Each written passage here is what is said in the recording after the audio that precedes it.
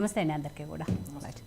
రామ్మూర్తి గారు, చాలా రోజుల నుంచి ఇదే విషయం మీద చర్చించుకుంటున్న కొద్దీ కూడా ఇంకా ఒక్కొక్క ఎమ్మెల్యేలు బయటకు వెళ్ళిపోతున్నారు. బీఆర్ఎస్ నాయకులు డిబేట్లలోనో లేకపోతే బయట కూడా ఎవరు పార్టీని వీడరు, ఎవరు వెళ్ళిపోయినా నష్టం లేదు అని అంటున్నారు. కానీ బట్ ఒక్కొక్కరుగా పార్టీలు మారుతూనే ఉన్నారు. జరిగే నష్టం పార్టీలో అంతర్గతంగా జరుగుతూనే ఉంది.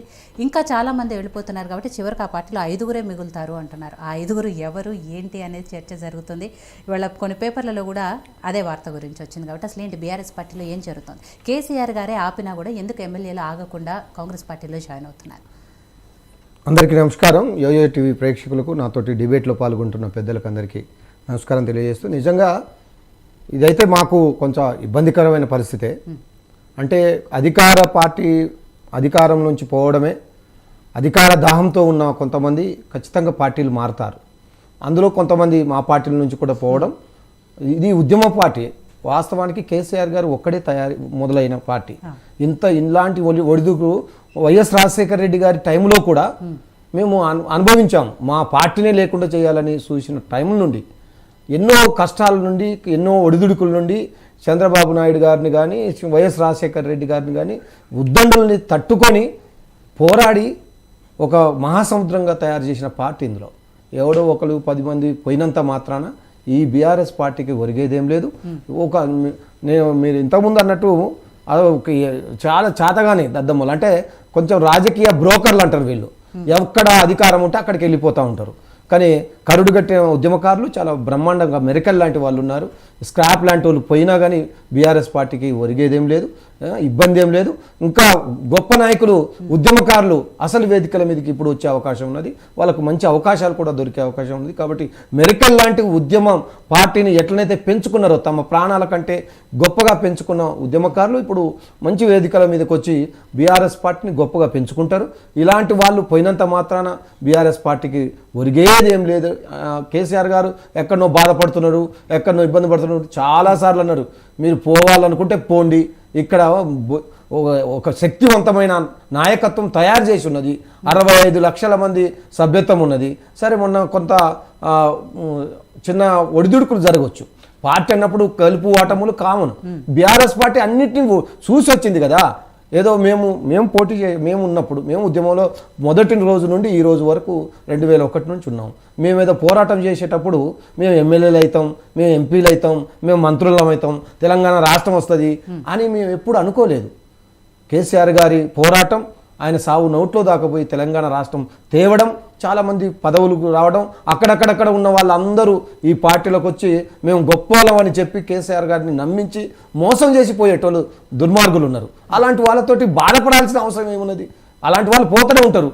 నేను చెప్పాను, అరే కాలు తీసి కాలేనోళ్ళు ఆ పార్టీ నుంచి పోతేంది, పోకుంటేంది, ఉంటేంది, ఊడితేంది, వీళ్ళు ఇంట్లో ఉన్న ఏం లేదు, మట్లో ఉన్న ఏం లేదు అన్నట్టు కొంతమంది నిజంగా చెప్పాలంటే మీడియా పరంగా చెప్పకూడదు కానీ వాళ్ళు టాయిలెట్ కూడా కొంకుల మీద పోసుకునేటోళ్ళు ఉన్నారు.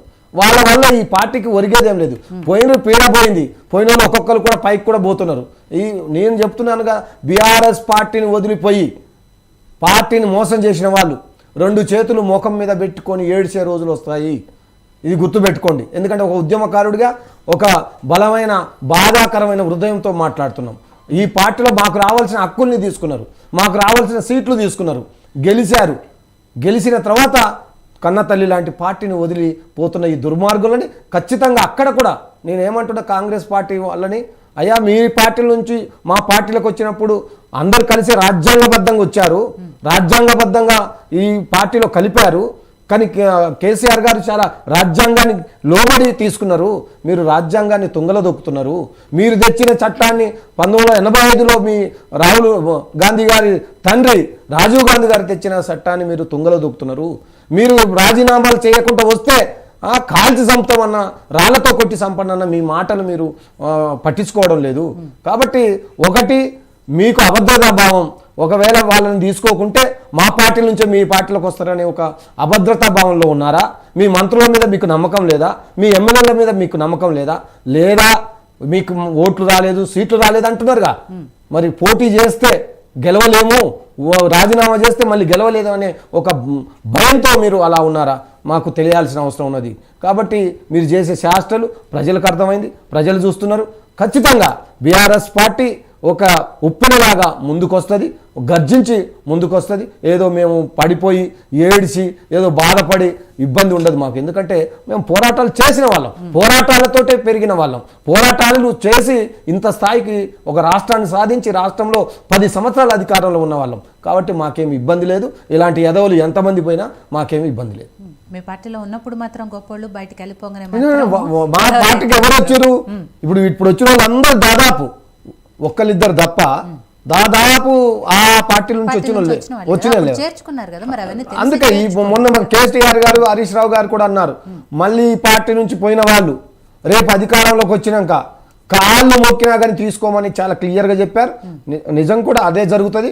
వీళ్ళు మళ్ళీ ఏడ్చి అన్ని మొత్తుకున్నా కానీ ఈ పార్టీలకు తీసుకునే ప్రసక్తే ఉండదని మా నాయకత్వం అంటున్నారు. మేము కూడా అదే కోరుకుంటున్నాం. అన్న ఇప్పుడు ఇబ్బందులు ఉన్నప్పుడు పోతున్నారు, కావాలని పోతున్నారు, మనల్ని ఇబ్బంది పెడుతున్నారు, మళ్ళీ జీవితంలో ఈ నా కొడుకులను తీసుకోవద్దని చెప్పారు.